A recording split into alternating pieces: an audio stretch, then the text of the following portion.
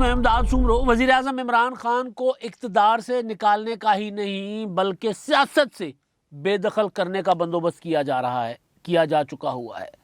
جنہوں نے عمران خان صاحب کی امیج بلڈنگ کی تھی 22 سال لگا کر عمران خان کو ایماندار ترین شخصیت اور عمران خان صاحب کو اصولوں کا پابند شخص، عمران خان صاحب کو نڈر بہادر لیڈر بنا کر قوم کے سامنے پیش کیا تھا، اب وہ عمران خان صاحب کا چہرہ بگاڑنا شروع ہو گئے ہیں. یا یوں کہیے بقول ان کے جو وہ کہتے ہیں کہ جو عمران خان صاحب کا اصل چہرہ قوم کو دکھانا شروع ہو گئے ہیں. جو کہتے تھے عمران خان ایماندار ہیں، وہ کہتے ہیں ایمانداری عمران خان صاحب کے قریب سے بھٹک کر کبھی نہیں گزری. جو کہتے تھے عمران خان صاحب دیانتدار ہیں، اب وہ کہہ رہے ہیں کہ جی عمران خان صاحب سے بڑے خائن کوئی نہیں ہے، بڑے جھوٹے کوئی نہیں ہے. یہ میں نہیں کہہ رہا، ان کے اپنے دوست کہہ رہے ہیں. بھائی جو کہتے تھے کہ عمران خان صاحب اقتدار کے لیے نہیں چاہتے، وہ کہتے ہیں کہ عمران خان صاحب صرف اور صرف اقتدار کے لیے اقتدار چاہتے تھے. یعنی وہ جو تھا نا کہ کلچر بدلنا ہے، پروٹوکول کلچر، اور یہ جو پاکستان کا سیاسی کلچر ہے اس کو بدل کے رکھ دینا ہے عمران خان صاحب نے. اور جو کہتے تھے کہ عمران خان صاحب واقعی پاکستان میں ریاست مدینہ چاہتے ہیں، وہ کہتے ہیں کہ جی عمران خان صاحب بناوٹی ہیں، عمران خان صاحب دھوکے باز ہیں، اور عمران خان صاحب یہ سارا کچھ کرنے کے لیے باہر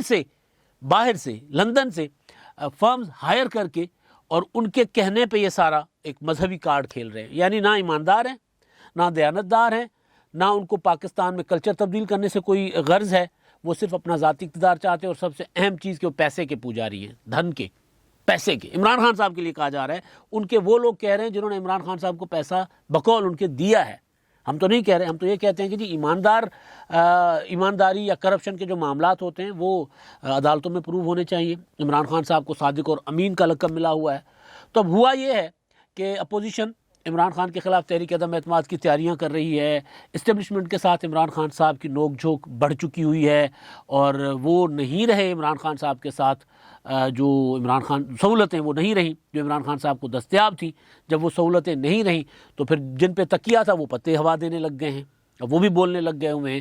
تو اب ہوا یہ ہے کہ 1 2 3 4 5 6 7 8 لائن لگ گئی ہوئی ہے ان شخصیات کی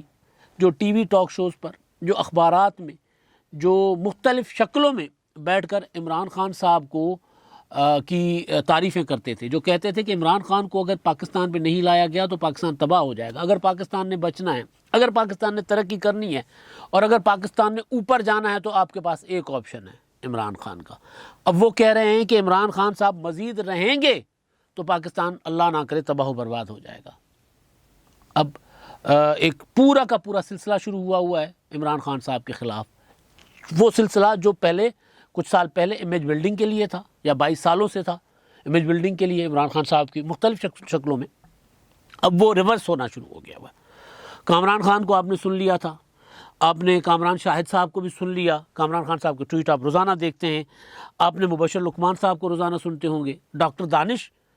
کو روزانہ سنتے ہوں گے. آپ ارشاد بھٹی صاحب جو ہیں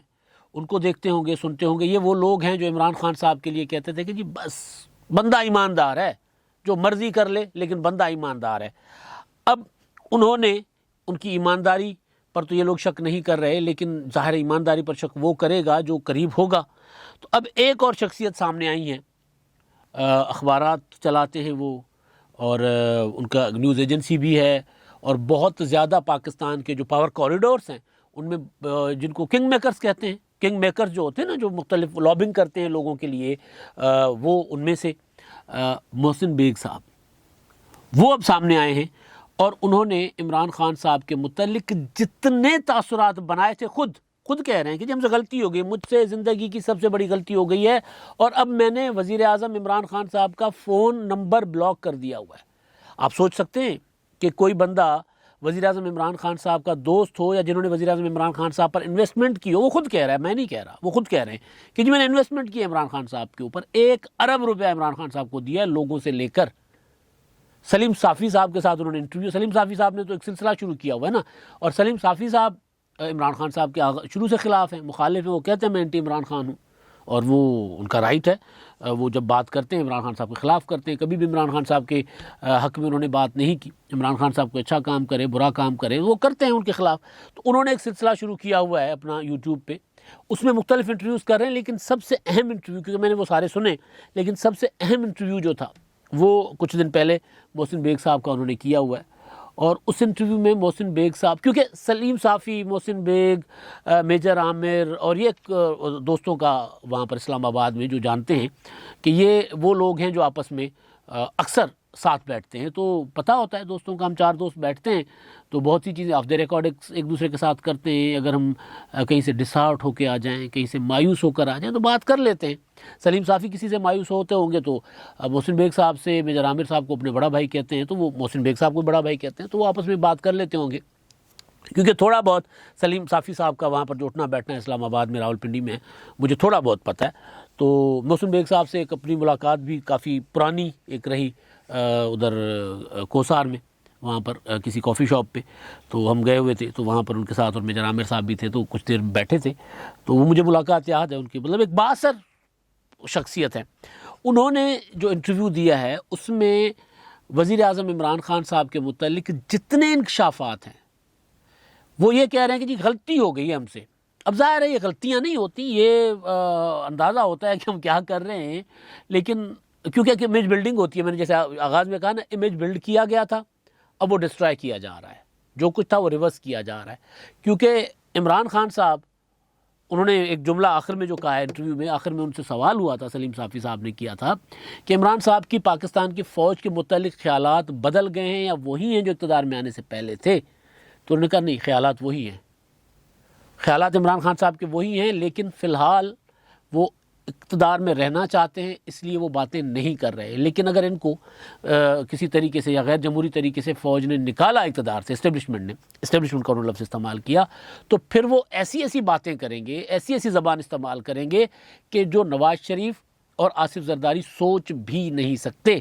اب آپ تھوڑا سا پیچھے چلے جائیں, عمران خان صاحب کیا کہا کرتے تھے, مطلب وہ میں الفاظ استعمال نہیں کر سکتا کیونکہ الفاظ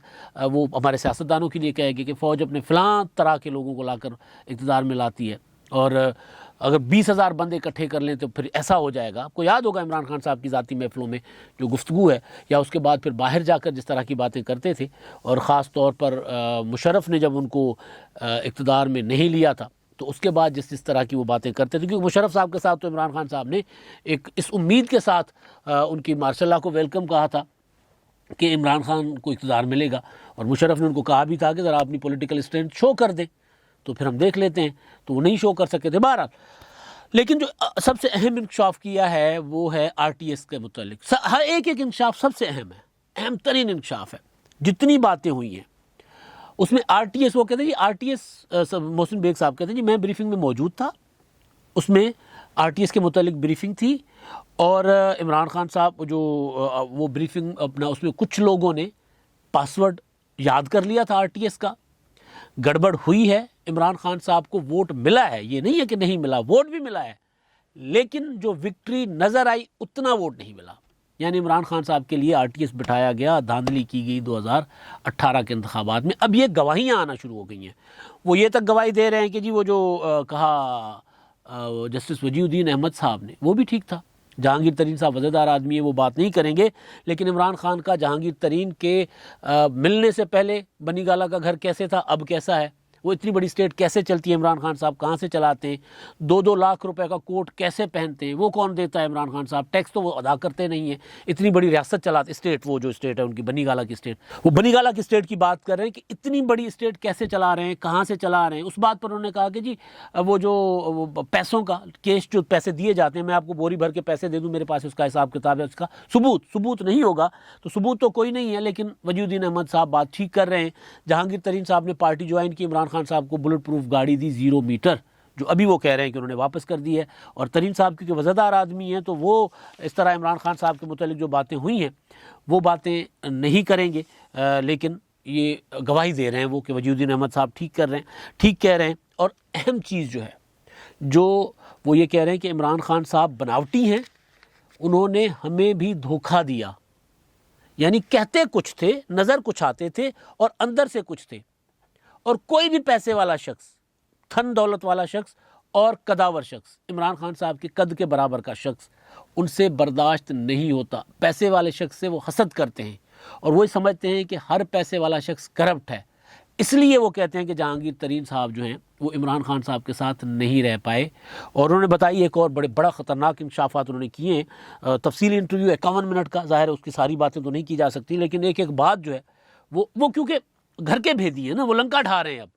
عمران خان صاحب کے لنکا ڈھانے کا وقت آ گیا ہوا ہے نا، اور لنکا ڈھانے والے، میں نے پہلے گزارش کی نا کہ ایک لائن ہے، لائن لگی ہوئی ہے۔ اب اس میں ہو سکتا ہے کسی کا ضمیر جاگا ہو، میں کسی کے ضمیر پر شک نہیں کرتا، لیکن پاکستان میں ضمیر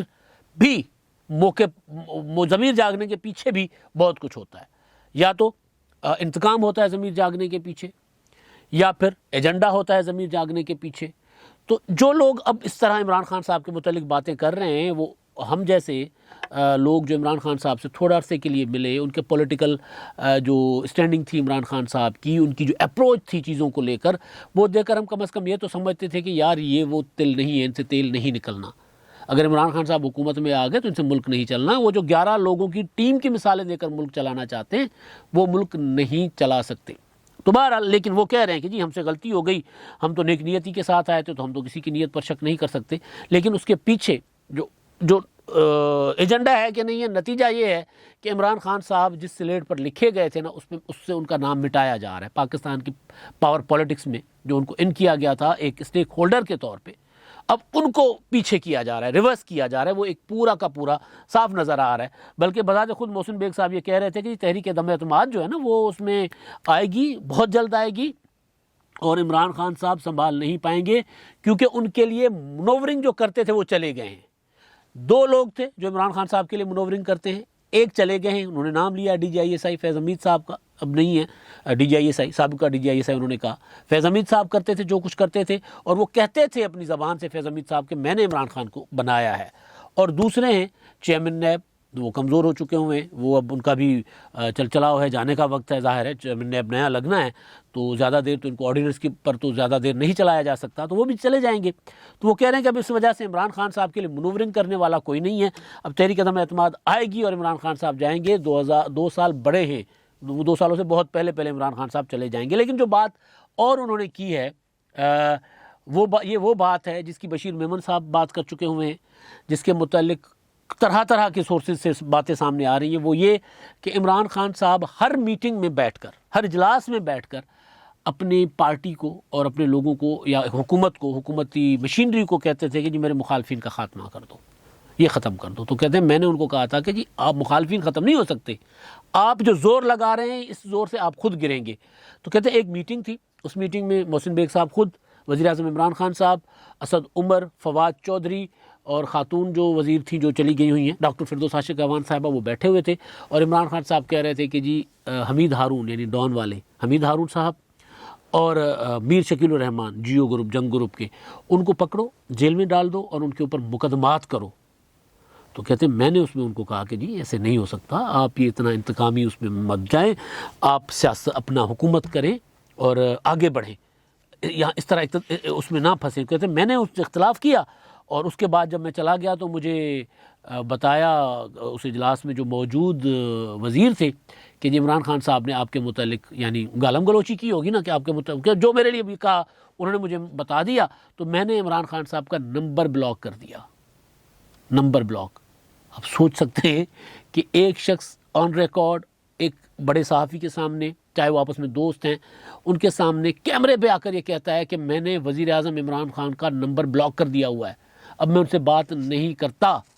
تو اب یہ نوبت اگر عمران خان صاحب پر آ جائے کہ جو لانے والے تھے، جو بھر کے پیسہ دینے والے تھے، بلکہ وہ یہ تک کہہ رہے ہیں کہ جی میں نے تو 1 درجن سے زیادہ الیکٹیبلز عمران خان صاحب سے ملوائے ہیں، اور میں نے عمران خان صاحب کو کہا تھا 2013 کے بعد جب وہ کے پی کے میں آئے اور وہاں پر جب سینٹ میں نوٹ چھوٹ چلے، انہوں نے اپنے بندے نکال دیے، تو میں نے ان کو کہا تھا کہ یہ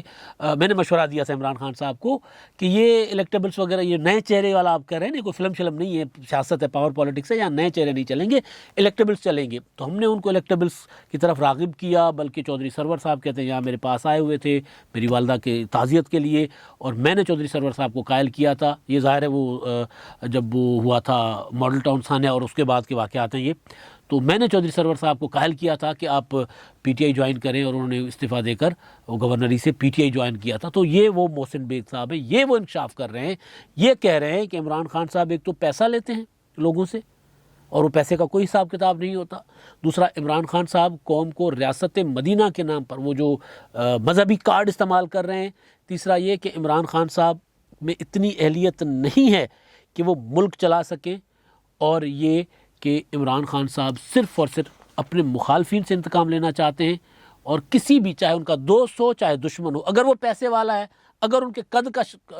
کے برابر کھڑا ہو جاتا ہے تو عمران خان صاحب اس کو برداشت نہیں کر سکتے۔ اب سوچیں کہ پاکستان کیسی شخصیت کے ہاتھ میں ہے۔ آپ نے دیکھا ہوگا نون لیگ، آصف زرداری صاحب، پیپلز پارٹی، بے نظیر بھٹو شہید، اس سے پہلے بھی ہمارے یہاں بڑے بڑے قداور سیاستدان رہے ہیں، لیکن اس طرح کے ان کے اندر کے لوگ جو ان کے لیے لابنگ کرتے ہیں، وہ اس طرح کر باتیں نہیں کرتے کہ جی جہانگیر ترین صاحب عمران خان صاحب پر خرچ کرتے تھے، علیم خان خرچ کرتے تھے، وہ لوگ بھی خرچ کرتے تھے جو پیپلز پارٹی اور مسلم لیگ نون کے لیے بھی خرچ کرتے تھے۔ تو اب یہ ساری باتوں کا اصل مقصد یہ ہے کہ عمران خان صاحب زور لگا رہے ہیں صحت کارڈ وغیرہ وغیرہ تقسیم کر کے کہ جی میرا کوئی مطلب پنجاب میں میرا ووٹ بینک ہو اور بنے، تو وہ یا پنجاب میں جو بلدیاتی انتخابات آ رہے ہیں اس میں کچھ پرفارم کر پاؤں۔ تو ایسے میں اس طرح کے جب انکشافات آتے ہیں اور وہ لوگ یہ کہہ رہے ہیں کہ جی پنجاب میں تو عمران خان صاحب کا صفایا ہو جائے گا بلدیاتی انتخابات میں، وہ بھی یہ کہہ گئے ہیں، تو ایسے میں جب لوگ اس طرح کی باتیں کریں تو اس کا مطلب ہے کہ ایک طرف عمران خان صاحب کو اقتدار سے نکالنے کی کوششیں ہو رہی ہیں، کامیاب ہوتی ہیں نہیں الگ بات، اور دوسرا جو منصوبہ ہے وہ یہ ہے کہ اب عمران خان صاحب کے نام کی شخصیت کو پاکستان کی سیاست سے ختم کر دیا جائے۔ یہ کوششیں ماضی میں ہوتی رہی ہیں، لیکن تب وہ قداور شخصیات تھیں، بھٹو شہید ہوں یا بے نظیر بھٹو شہید یا پھر آصف زرداری یا پھر نواز شریف، ان کے پاس ایک پارٹیاں تھیں، پارٹیوں کی اسٹینڈنگ تھی، اور وہ کھڑے رہے اسٹیبلشمنٹ کی تمام تر سازشوں کے باوجود، پاکستان کی سیاست سے مائنس نہیں ہو سکے۔ عمران خان صاحب کے لیے کوشش کی جا رہی ہے، اور اب اس کے متعلق ہم یہ نہیں کہہ سکتے کہ اسٹیبلشمنٹ عمران خان صاحب کو ختم کرنے میں کامیاب ہوگی کہ نہیں، کیونکہ ماضی میں مسلم لیگ قائد اعظم اسٹیبلشمنٹ نہیں بنائی تھی، جس طرح یہ آر ٹی ایس بٹھانے کی بات کر رہے ہیں، اور اسی طرح 2002 کے انتخابات بھی ہوئے تھے، تو وہ پھر مسلم لیگ قائد اعظم چند سیٹوں تک رہ گئی ہے، اور ممکن ہے کہ عمران خان صاحب کی سیاست جس طرح بنائی گئی تھی اس طرح ختم کی جائے اور کامیابی ملے مخالفین کو۔ پھر اس میں ظاہر ہے سارے ہاتھ بٹاتے ہیں نا، پھر اس میں وہ صحافی جو عمران خان سے متاثر ہیں، وہ یعنی متاثر مطلب عمران خان صاحب کے ڈسے ہوئے ہیں، وہ بھی اس میں ہاتھ ملائیں گے۔ اسٹیبلشمنٹ کے وہ لوگ جن کو کندھے پر بٹھا کر لائے تھے، ان کو جب آنکھیں دکھانا شروع کر دیں تو وہ بھی اس میں ہوں گے۔ پھر وہ فائنینسر جنہوں نے مالی سہولت کار جنہوں نے عمران خان صاحب کو پیسے دیے، اور بعد میں پتہ چلا کہ عمران خان صاحب نے ان کے خلاف بھی کارروائیاں کرنا شروع کر دیں، بلکہ محسن بیگ صاحب کہہ رہے ہیں اب میرے خلاف ایف بی آر اور ایف آئی اے لگائی ہوئی ہے۔ تو یہ سارے لوگ ظاہر ہے جب عمران خان صاحب کے خلاف یوں کھڑے ہو جاتے ہیں میدان میں یا لابنگ کرنا شروع کرتے ہیں، تو پھر